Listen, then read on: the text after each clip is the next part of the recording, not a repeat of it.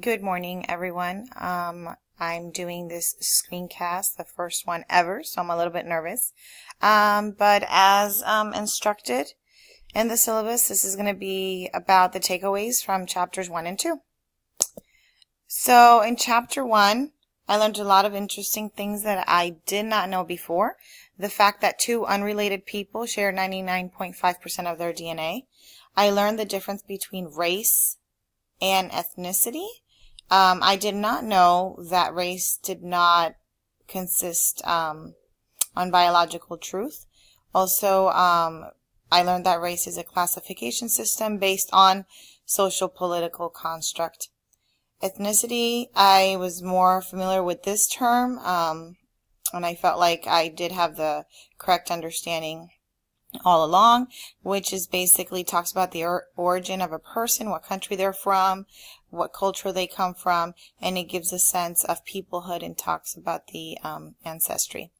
Cultural assimilation is when a member of a minority group feels pressured to change and be like the others, those of the dominant group, and they kind of just leave behind their own original culture, and they adopt the language, behavior, and culture of the more dominant group.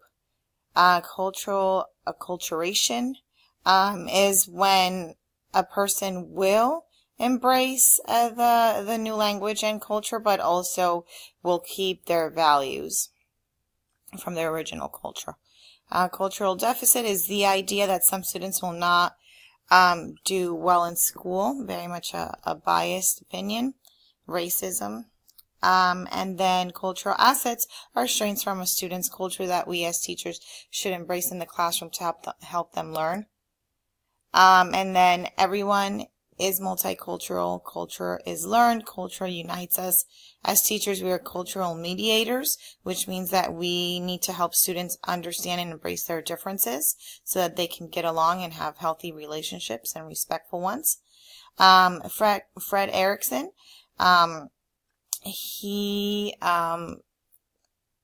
says that we're all part of subcultures, which is why sometimes we will disagree with people from our dominant cultures because we are part of subcultures as well. And then Valle's three levels of culture are important to consider during lesson planning, so that we may integrate things from some of these levels whenever possible to enrich and make the lessons more meaningful for our students. Level 1 is artifacts, and as that article that we read, just using the coins from their country could make a science experiment more fun and more interesting and more meaningful.